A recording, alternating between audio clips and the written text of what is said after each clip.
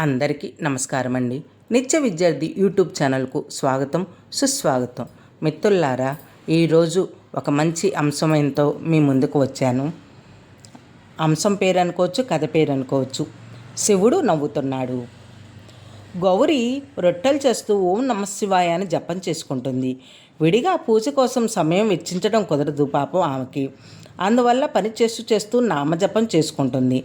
ఇంతలో ఒకసారిగా దమ్మని గట్టిగా శబ్దం వచ్చి పెద్దగా అరుపు వినిపించింది. ఆమె ఇంటి ప్రాంగణమై పరుగుపెట్టి చూసేసరికి గుండె ఆగినంత పనైంది. 8 ఏళ్ల బాబు రక్తంతో తడిసిపడి ఉన్నాడు. గట్టిగా అరిచి ఏడవాలనిపించింది. కానీ ఇంట్లో ఆమె తప్ప ఎవరూ లేడు. ఏడ్చినంత మాత్రాన ఎవరిని పిలవగలదు? ఇటు బాబును కూడా చూసుకోవాలి కదా. పరుగుతో కిందకు వెళ్ళి చూసింది. బాబు సగం సృహలో అమ్మా అమ్మ అని కలవరిస్తున్నాడు. ఆమె లోపల మమత కళ్ళ నుండి జాలువారి కన్నీటి రూపంలో తెలియజెప్పింది. 10 రోజుల క్రితమే తాను అపెండిక్స్ ఆపరేషన్ కూడా చేయించుకుంది. ఎక్కడి నుంచి అంత శక్తి వచ్చిందో మరి. బాబును భుజాన వేసుకొని ఆ వీధిలో ఉన్న వైద్యాలయానికి పరుగుపెట్టింది. దారిలో అంతా మనసారా భగవంతుని తిట్టుకోసాగింది. ఓ భగవంతుడా, నీకు ఏమి అన్యాయం చేశాను? నా పిల్లవాడికి ఇంత గట్టి పట్టిస్తావా అని ఉక్రోషంతో దుమదుమలాడింది. సరే, అక్కడ డాక్టర్ కలిశాడు. వేళకు చికిత్స అందింది. బాబుకి పూర్తిగా నయమైంది.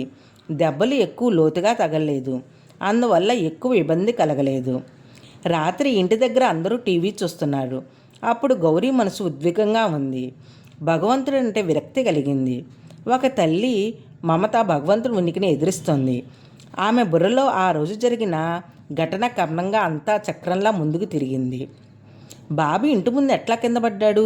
తలుచుకుంటే అంతరాత్మ కంపించింది. నిన్ననే పాత మోటార్ పైపు ప్రాంగణం నుండి తీయించేశారు. సరిగా అదే ఈరోజు ఆ స్థలంలోనే బాబు కింద పడ్డాడు. ఒకవేళ నిన్న మేస్త్రి రాకపోయి ఉంటే ఏమయ్యేది? ఆమె చెయ్యి ఒక్కసారిగా తన పొట్ట దగ్గరికి వెళ్ళింది. ఇంకా ఆ చోట కుట్లు పచ్చిగానే ఉన్నాయి. ఆశ్చర్యం వేసింది. ఆమె 22 కిలోలున్న బాబుని 1/2 కిలోమీటర్ దూరం వరకు పరిగెత్తుకుంటే ఎలా తీసుకుంది? బాబు పువ్వులాగా తేలిగ్గా ఆమెకు అనిపించాడు. అప్పుడు ఆమె బట్టల బకెట్ను పట్టుకొని మేడ మీదకు కూడా వెళ్ళలేకపోతుంది. మరి ఈరోజు బరువుతో ఎలా నేను పరిగెత్తాను అని గుర్తు తెచ్చుకుంది.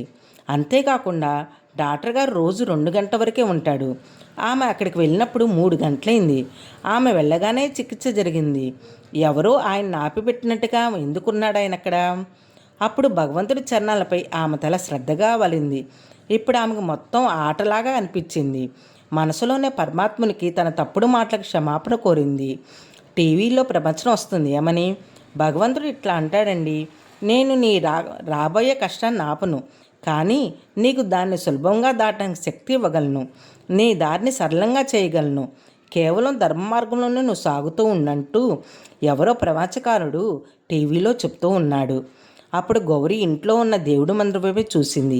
శివుడు నవ్వుతున్నాడు. ఎలా ఉందండి కదా? నచ్చింది కదా? మనం మనస్ఫూర్తిగా ఆ దేవుణ్ణి నామస్మరణ చేసినా కానీ ఆ భగవంతుడు మన రాబోయే కష్టాన్ని ఆపడండి. కాకపోతే కష్టాన్ని సులభంగా చేస్తాడు. మరి ఇలాంటి మంచి విషయాల కోసం చూస్తూనే ఉండండి నిత్య విద్యార్థి యూట్యూబ్ ఛానల్. మరొక అంశంతో మీ ముందుకు వస్తాను.